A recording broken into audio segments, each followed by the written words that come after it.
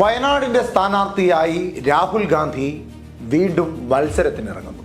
അതായത് നിലവിലത്തെ വയനാടിന്റെ MP രാഹുൽ ഗാന്ധി വീണ്ടും 2024 വയനാടിന്റെ സ്ഥാനാർത്ഥിയായി, കോൺഗ്രസിന്റെ സ്ഥാനാർത്ഥിയായി, UDFന്റെ സ്ഥാനാർത്ഥിയായി മത്സരിക്കുന്നു. യുണൈറ്റഡ് ഡെമോക്രാറ്റിക് ഫ്രണ്ടിന്റെ സ്ഥാനാർത്ഥിയായി രാഹുൽ ഗാന്ധി മത്സരിക്കുന്നതിന്റെ ഭാഗമായി ഇന്ന് നാമനിർദ്ദേശ പത്രിക സമർപ്പിക്കുവാൻ രാഹുൽ ഗാന്ധി വയനാട്ടിലെത്തുകയും ചെയ്യുന്നു. വലിയ ജനസാഗരത്തിന്റെ നടുവിലൂടെ രാഹുലിനൊപ്പം ഇന്ത്യക്കൊപ്പം എന്ന മുദ്രാവാക്യങ്ങളൊക്കെ ഉയർത്തിപ്പിടിച്ചുകൊണ്ട് കോൺഗ്രസ് നേതാക്കന്മാരും പ്രവർത്തകരും വയനാട്ടിലെ രാഹുൽ ഗാന്ധിയെ സ്നേഹിക്കുന്ന നിരവധി പേർ അണിനിരന്ന ഒരു വലിയ സാഗരം. അവിടെ ഒന്നു മാത്രം ആരും കണ്ടില്ല. എന്താണത്? കോൺഗ്രസിൻ്റെയോ കോൺഗ്രസിൻ്റെ ഘടകകക്ഷിയായ മുസ്ലിം ലീഗിൻ്റെയോ RSPയുടെയോ ഒന്നും ഒരു കൊടി പോലും അവിടെ കണ്ടില്ല. ആകെ രാഹുൽ ഗാന്ധിയുടെ ഫോട്ടോ ഒട്ടിച്ച പ്ലക്കാർഡുകളും ത്രിവർണ്ണ ബലൂണുകളും മാത്രമാണ്. കൊടികൾക്ക് പകരം ഇന്ന് ഉയർന്ന് പാറിപ്പറന്നത് ത്രിവർണ്ണ ബലൂണുകളായിരുന്നു. എന്തുകൊണ്ട് വയനാട്ടിൽ രാഹുൽ ഗാന്ധി എത്തിയപ്പോൾ ത്രിവർണ്ണ പതാകയോ ഘടകകക്ഷികളുടെ പതാകയോ കണ്ടില്ല? സ്വാഭാവികമായും 2019 ലോക്സഭാ തെരഞ്ഞെടുപ്പിൽ അന്ന് വയനാട്ടിൽ പ്രചരണത്തിന് രാഹുൽ ഗാന്ധി എത്തുന്ന സമയത്ത് മുസ്ലിം ലീഗിന്റെ അടക്കമുള്ള ഘടകകക്ഷികളുടെ കൊടികൾ പാറിപ്പറക്കുന്ന ദൃശ്യങ്ങൾ അന്ന് വലിയ ചർച്ചയായിരുന്നു. രാഹുൽ ഗാന്ധി മത്സരിക്കുന്നത് കൊണ്ട് തന്നെ ദേശീയ തലത്തിൽ വയനാട് എന്ന ലോക്സഭാ മണ്ഡലം ചർച്ചയ്ക്ക് വിധേയപ്പെട്ട ഒരു ലോക്സഭാ മണ്ഡലമാണ്. അവിടെ മുസ്ലിം ലീഗിന്റെ പച്ച പതാക പാറിപ്പറക്കുന്നത് കണ്ടിട്ട് രാഹുൽ ഗാന്ധി മുസ്ലിം സമുദായത്തിൽപ്പെട്ടവരോട് വളരെ അടുത്തു നിൽക്കുന്ന ഒരാളാണെന്നൊക്കെ തരത്തിലുള്ള പല പ്രചാരണങ്ങളും മാധ്യമങ്ങളിലൂടെ നമ്മൾ നിരവധി തവണ കണ്ടതാണ്. അത് കാര്യമായ രീതിയിൽ 2019 ലോക്സഭാ തെരഞ്ഞെടുപ്പിൽ കോൺഗ്രസിന് വലിയ പ്രതികൂലമായി ബാധിച്ചത് കൊണ്ട് തന്നെയാകണം ഇക്കുറി രാഹുൽ ഗാന്ധി വന്നപ്പോൾ ഒരു കൊടിയും വേണ്ട എന്ന തീരുമാനം അവരെടുത്തത്.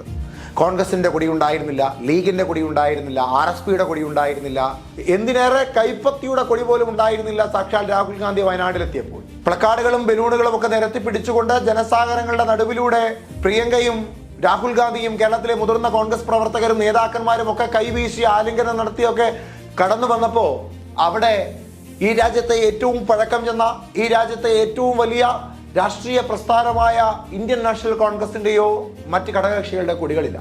എന്തുകൊണ്ടാണ് അത്തരത്തിൽ കൊടികൾ ഉണ്ടാകാതെ പോയത് എന്ന ചോദ്യം DCT എന്ന കോൺഗ്രസിന്റെ നേതാവിനോട് ചോദിക്കുമ്പോൾ അദ്ദേഹം പറയുന്ന മറുപടി ഇങ്ങനെയാണ്: പതാകയല്ലല്ലോ, ചിഹ്നമാണല്ലോ തെരഞ്ഞെടുപ്പിൽ ഏറ്റവും മുഖ്യം.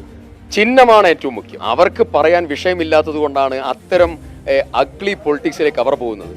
ഞങ്ങൾ തീരുമാനിച്ചത് രാഹുൽ ഗാന്ധി സ്ഥാനാർത്ഥി, രാഹുൽ ഗാന്ധിയുടെ തെരഞ്ഞെടുപ്പ് ചിഹ്നം കൈപ്പത്തി. ഇത് രണ്ടുമാണ് ഞങ്ങളുടെ സ്ലോഗൻ, ഞങ്ങളുടെ ഏറ്റവും പ്രധാനപ്പെട്ട ഐക്കൺ, ഞങ്ങളുടെ സിമ്പിൾ. അത് മുമ്പിൽ വെച്ച് ഞങ്ങൾ പ്രചരണം നടത്തുന്നു. ആവേശകരമായിരുന്നു. 10,000-കണക്കിന് ആളുകൾ.